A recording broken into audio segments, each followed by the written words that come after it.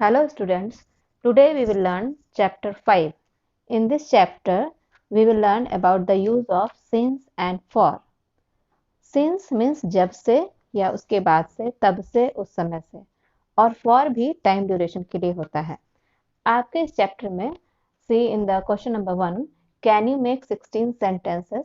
इसमें आपको सिंस और फॉर दोनों ही दिए हुए हैं और बॉक्स में 2 लाइन दिए हुए हैं, I have been in class since और we have lived in this flat for.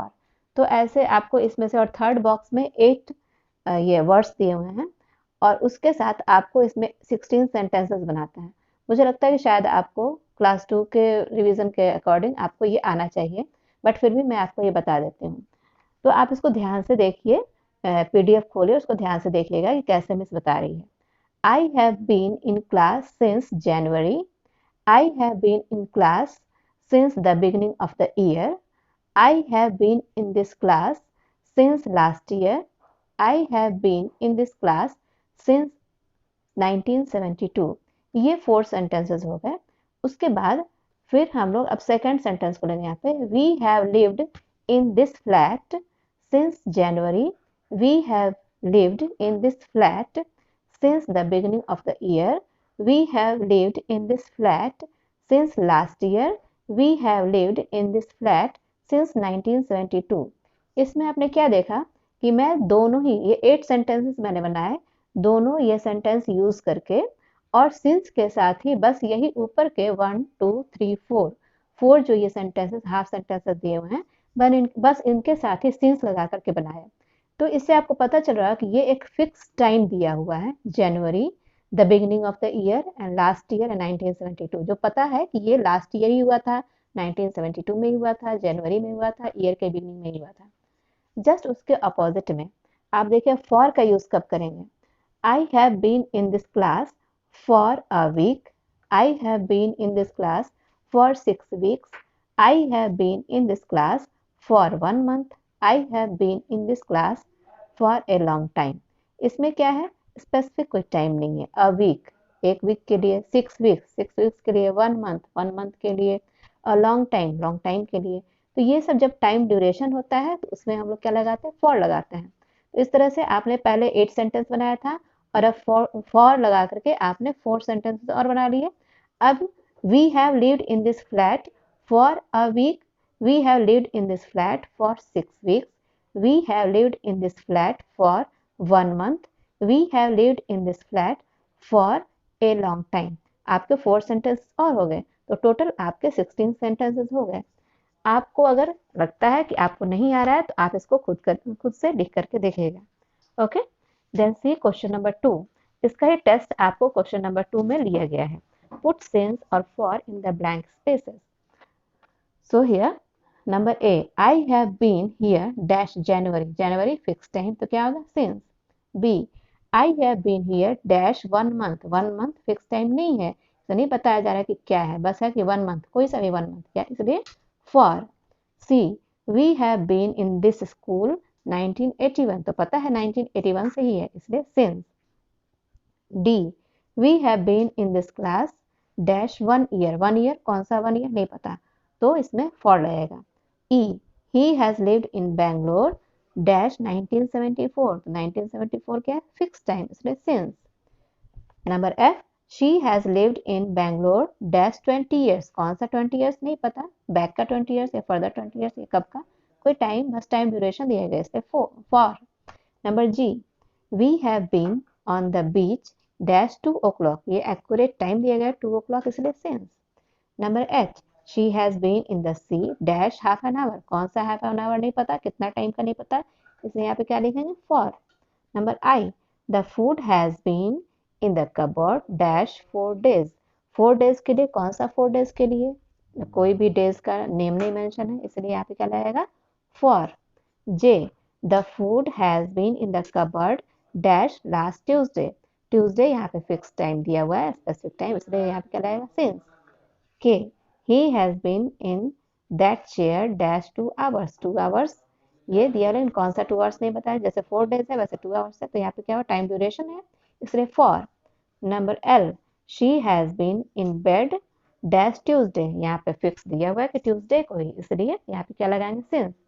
तो अब मैं ये समझ रही, I hope that you understand this one, that the use of since and for. Then let us see question number 3। Question number 3 में आपको example दिए हुए हैं और according to example we have to do all the given questions. So started the see the examples first. He started reading at 4 o'clock. It is now 6 o'clock. इसमें क्या है, आपको क्या करना है, ही स्टार्टेड रीडिंग, यहाँ तक आपको क्वेश्चन में से ही राइट डाउन देख करके लिख लेना है। उसके बाद आपको टाइम देखना है, एट 4 o'clock टू 6 o'clock, तो कितना टाइम हो गया, 2 hours। तो आपको वहाँ पे लिखना है ही स्टार्टेड रीडिंग 2 hours, और ये तो पहले हो गया है इसलिए एगो, एगो मीन्स क्या हुआ, पहले से। तो he started reading 2 hours ago। Example 2, they began writing at 2:30। 2:30 मतलब क्या हुआ, 2:30, 2:30।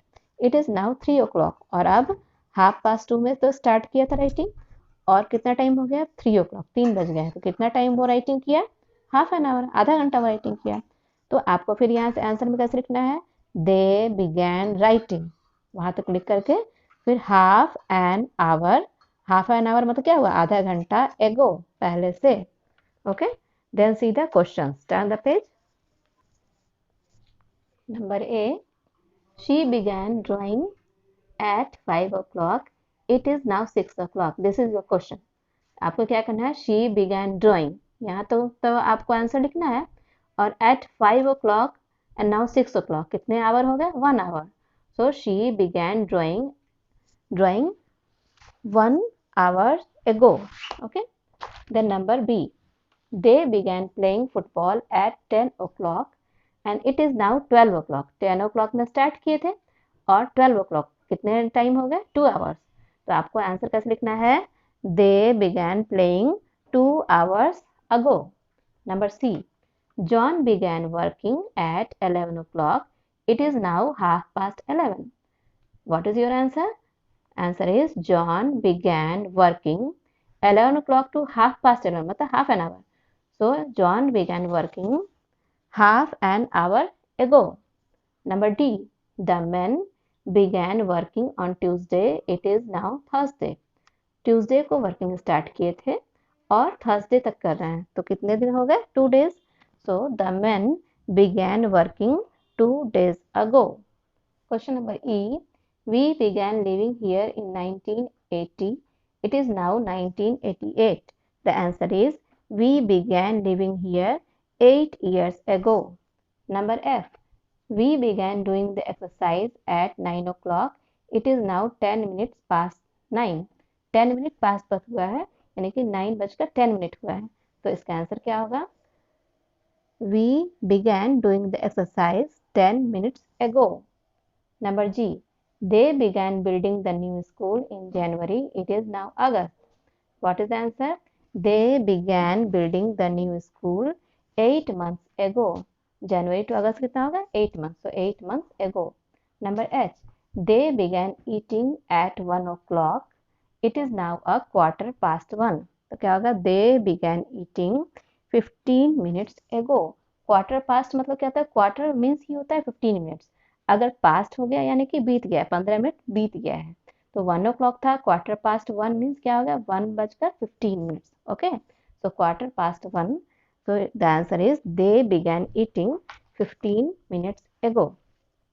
So thus question number 1, 2 and 3 has been completed, and you must have to write these question answers in your English language notebook। Next day we will listen the story of Ali Baba and 40 Thieves part 2।